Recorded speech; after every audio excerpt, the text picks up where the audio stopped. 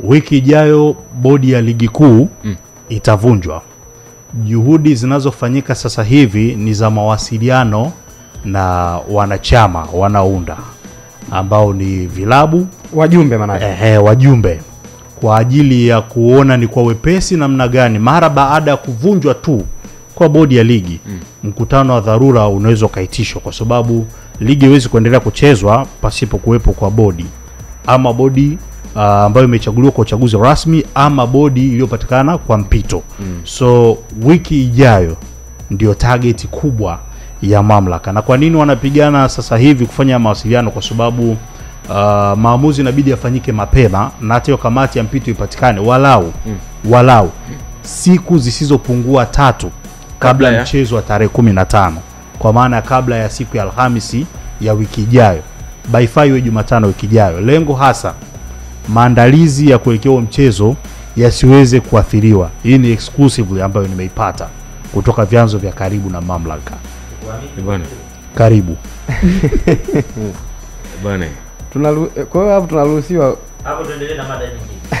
Hapo tuhame. Tuondoke. Tusubiri tuisave hii. Ndio maana yake.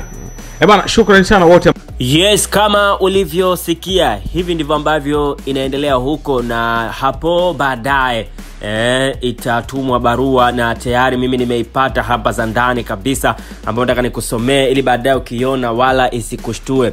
Ni kwamba kwa mujibu wa kanuni ya 9 ya ligi kuu Tanzania bara, ambayo inahusu kuhairisha michezo na usimamizi wa ligi, shirikisho la mpira wa miguu Tanzania yani TFF limefanya tathmini ya utendaji wa bodi ya ligi na kubaini mapungufu makubwa katika usimamizi na uendeshaji wa ligi kuu ya NBC Premier League Tanzania bara, hasa kushindwa kutafsiri vyema kanuni katika kuhairisha michezo kati ya Young Africans Sports Club dhidi ya Simba Sports Club tarehe 8 Machi 2025.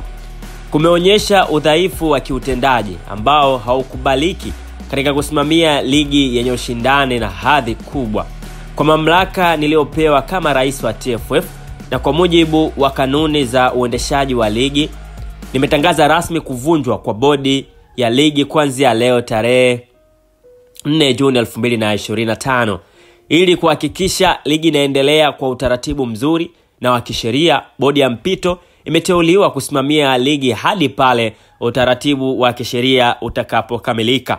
Wajumbe wa bodi ya mpito ni kama ifuatavyo: Leogard Tenga atakuwa mwenyekiti, Ramadhan Mbwaduke atakuwa katibu, Zuberi Mkalaboko atakuwa msemaji, Amir Kiemba atakuwa mjumbe, Fatuma Chikawe atakuwa mjumbe, na Tunu Hassan Shenkome naye atakuwa mjumbe. Bodi hii itakuwa na jukumu la kuhakikisha ligi inaendeshwa kwa mujibu wa kanuni na taratibu za TFF, huku ikizingatia maslahi ya klabu zote na wadau wa soka nchini.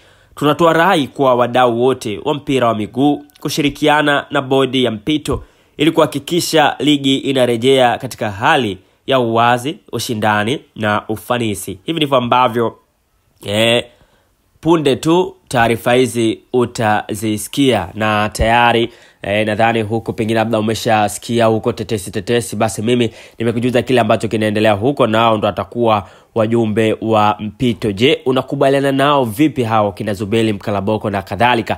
Dondosha komenti yako hapo chini. Lakini kwa mengi zaidi, asante kwa ambaye tayari umesha subscribe, kwa sababu Pitch TV tunakujuza yale mengi ya kimichezo. Mimi ni The Voice of Miracles. Tuendelee kula mtoli, nyama zipo chini. Bye bye.